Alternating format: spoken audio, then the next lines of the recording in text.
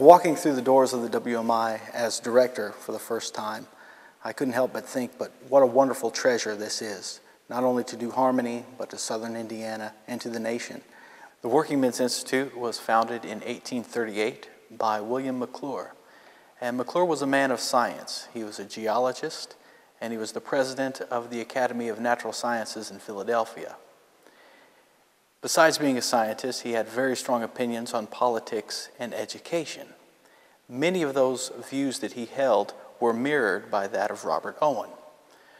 So Owen, becoming acquainted with William Maclure, decided to recruit him for his utopian experiment that he was bringing to New Harmony. When it came to education, Maclure felt that it only benefited the wealthy and the elite, and that there was no place for the common working man to gain useful information.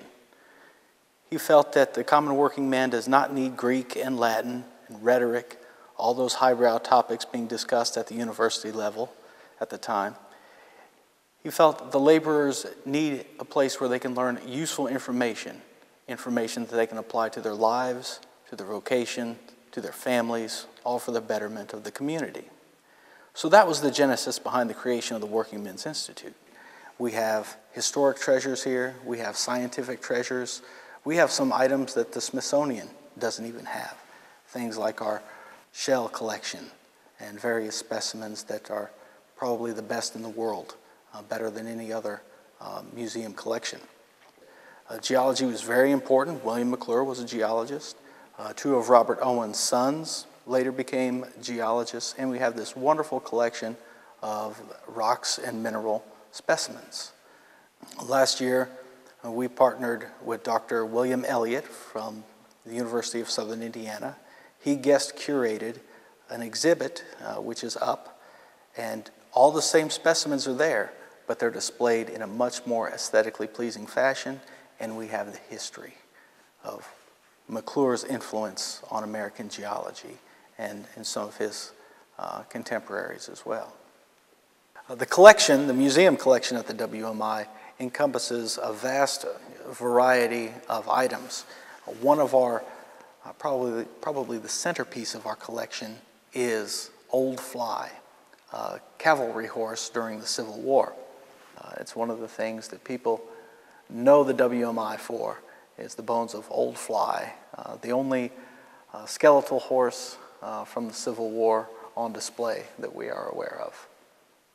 One of our early benefactors was Dr. Edward Murphy. He was the town physician, a member of the Working Men's Institute. He loved New Harmony and loved the WMI. And he was a wealthy man and paid for the construction of not only this building, but Murphy Auditorium next door. We also have on the second floor of the WMI what is called the Murphy Gallery, the room we're sitting in right now. On one of his trips to Italy, he saw these wonderful masterpieces, Italian and French masterpieces in the museums there. He thought it'd be wonderful if the people in New Harmony could see these. So we had them faithfully reproduced, even right down to the frames, and had them installed here at our gallery in the Working Men's Institute. The inclusion of Franco's work at the WMI is a very interesting story. You can see Franco Prosperi's works right behind me. We have a member, our vice president of the Board of Trustees at the WMI, Nathan Maudlin, and his wife Jeannie, frequently travel to Italy. And when they were visiting last time in Assisi, they met Franco Prosperi. I believe they'd known him for several years, but the last visit is when Franco realized that Nathan and Jeannie were from New Harmony, a town that he had heard of and a town that he had admired very much. So when Nathan and Franco began talking, Franco suggested it would be wonderful to have some of my work there at the WMI. Of course, Nathan, good trustee, we'd be glad to take it. So through Franco Prosperi's generosity, he donated 10 original works. 9 of them are behind me right now. They're very colorful, they're very fluid, and it's a great difference in this art compared to some of the other art that's in the Murphy Gallery. Some new visual that we can see and appreciate. Not only do we have a lending library and a museum collection here, we also have the archives, the special collections, and that's where we hold the manuscripts and the photographs that have a high historical value. We have a vast collection of the Golden family, which was a show business troupe during late 19th and 20th century, early 20th century. And we have all their music, all their plays, a lot of photographs of them.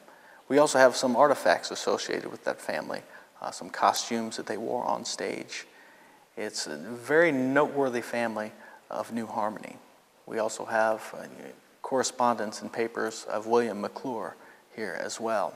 Charles Alexander Lesueur, another naturalist who came with Robert Owen to New Harmony, not only interested in the natural sciences, but interested in art as well.